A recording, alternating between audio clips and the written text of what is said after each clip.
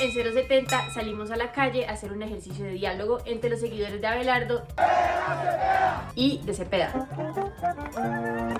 ¿Qué le preguntaría cada orilla a esa otra mitad que se niega a reconocer? ¿Qué le interesaría reconocer de esos votantes a los que llama comunistas o fachos? Le pediremos a los votantes de cada orilla que le envíen una pregunta difícil a ese otro extremo que parecen odiar, para ver qué responde ese otro lado a pocos días de la segunda vuelta presidencial. Acompáñenos a intentarlo. Un saludo a la comunidad de 070. ¿Cómo evalúan la política de paz total cuando muchas personas y comunidades sienten que los grupos armados crecieron territorialmente durante estos años? Tanto Iván como toda la campaña somos críticos de lo que el gobierno no ha podido lograr y sabemos que la política de paz total tiene que modificarse. Por ende, el plan de gobierno de Iván incluye una pestaña llamada la seguridad humana, que además de hablar de negociaciones y de un cese al fuego bilateral, habla de un acompañamiento total en las zonas rojas de este país, porque se ha demostrado que una política de guerra no funciona. Y además de evitar las causas sociales de la violencia, que son la pobreza y la desigualdad.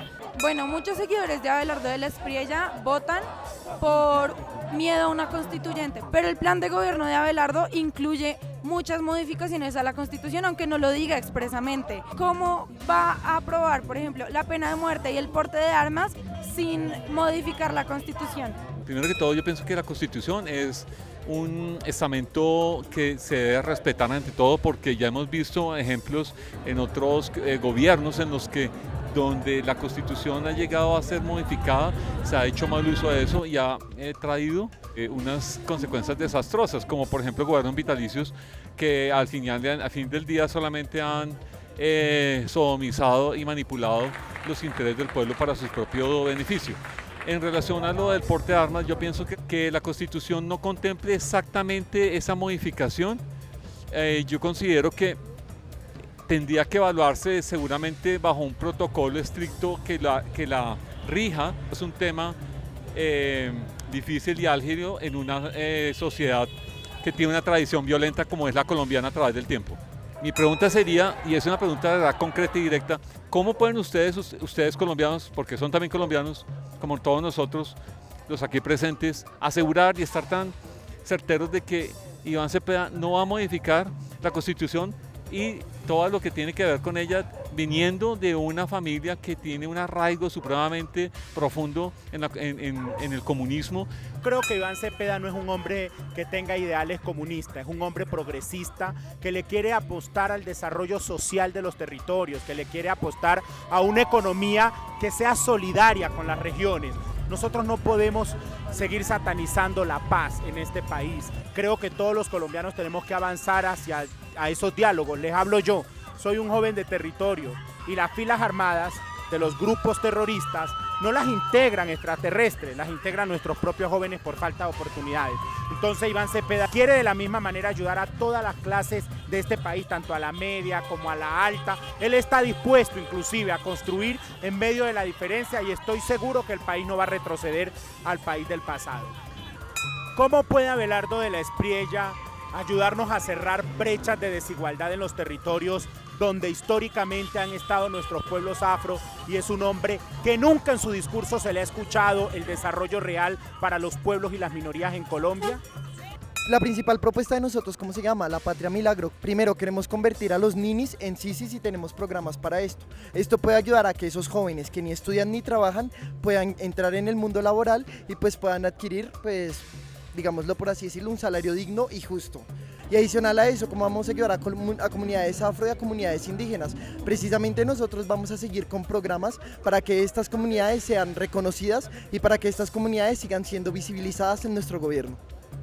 La pregunta que nos envían es, ¿cuál cree que es el papel de la educación en el gobierno Cepeda cuando la fórmula vicepresidencial se ha manifestado en contra de la educación formal? Y acá lo que queremos hacer entender es que la educación no es únicamente el sistema de educación, sino comprender la educación de una forma transversal. Creo que es importante y es supremamente necesario que deconstruyamos y desintoxiquemos la narrativa de que la educación se construye de esa manera, como un sistema. ¿Qué cree usted cuando no se habla de verdadera libertad de expresión ni se respeta la Constitución en cuanto al derecho constitucional de la libertad de expresión cuando Abelardo de la Espriella desde 2009 hasta 2015 censuró a más de 100 periodistas. Las fechas que tú me estás dando es entre el 2009 y el 2015. En ese momento él estaba actuando como empresario. Cuando una persona es empresaria, por lo general busca blindar su vida, blindar sus negocios, blindarse como persona. Desde que él está en campaña, él cambió de rol. El rol de él ahorita es candidato a la presidencia de la República. Hemos visto en muchos medios de comunicación donde él, inclusive recibiendo ataques de manera muy respetuosa, ha siempre encaminado las respuestas de la mejor manera. ¿Por qué Cepeda no se manifiesta por los niños reclutados por las FARC? Bueno, hay que recalcar que Iván Cepeda es un defensor de derechos humanos. Él no puede responder alrededor de los crímenes que otros han cometido. Su responsabilidad ha sido, por supuesto, acompañar más bien un ejercicio hacia las víctimas, pero sobre todo acompañar los diferentes procesos de paz, y eso es precisamente lo que caracteriza al candidato Iván Cepeda. ¿Cómo evitaría un gobierno de Abelardo de la Espriella que el establecimiento de metas e incentivos para los militares conduzca nuevamente a casos como los falsos positivos o las desapariciones forzadas? La forma más fácil para evitar eso siempre es haciendo veeduría también, o sea, siempre siendo observadores, tanto de ambos lados, porque toca decirlo y eso toca tenerlo presente. Lo que sea temas de corrupción, temas anticonstitucionales, temas humanos, toca siempre tenerlo presente y combatirlo, venga de donde venga. ¿Dónde queda la lucha contra la minería ilegal que ha sido desarrollada por grupos armados contra la ley? Bueno, este gobierno ha avanzado alrededor de combatir la minería ilegal. Por supuesto, la minería ilegal sigue siendo una de las formas en que los grupos criminales se siguen fortaleciendo y se siguen financiando, incluso mucho más que los cultivos de hoja de coca. Y este gobierno ha estado avanzando en la destrucción de dragas. También aquí tiene que haber una lucha constante con los verdaderos dueños, pues, de la minería ilegal y de los cultivos ilegales y de todas las formas de economía ilegal que hay en el país. ¿Por qué deberíamos permitir las propuestas de fracking y explotación minera promovidas por Abelardo de la Espriella, teniendo en cuenta sus impactos ambientales y sociales? Colombia es un país muy de hidrocarburos dependiente, muy de petróleo dependiente, y pues esto genera muchos empleos, mucha riqueza para el país. Ahora, con el fracking, pues esto se va a incrementar y va a tener, pues digamos, más crecimiento económico del país. Entonces estoy totalmente de acuerdo, digamos, que se haga exploración del fracking, obviamente con conciencia ambiental y tenga pues todos sus requerimientos y licencias ambientales, pues para que el país tenga más crecimiento económico. ¿No crees que la forma de hacer política de Iván Cepeda contribuye a aumentar la polarización en lugar de reducirla? Nosotros estamos en un momento donde nos disputamos un proyecto de la vida que representamos y un proyecto de la muerte, y eso hay que ponerlo sobre el debate público, sobre la democracia. Yo creo que estamos a puertas de avanzar o de retroceder, y eso por supuesto que requiere un debate. Y Iván se ha centrado en sus propuestas frente a eso, en la defensa de la vida en general.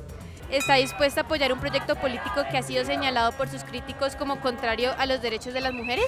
Considero que este proyecto político no va en contra de los derechos de la mujer. El mismo Abelardo ha dicho en varias oportunidades que quiere que la seguridad mejore, y eso nos involucra también a las mujeres, para que todas nos sintamos mucho más seguras en el momento de transitar en las calles de nuestro país. Asimismo, también quiere apoyar el desarrollo de varias empresas en cabeza de las mujeres. Eso es fundamental para nuestra economía y para nuestro desarrollo.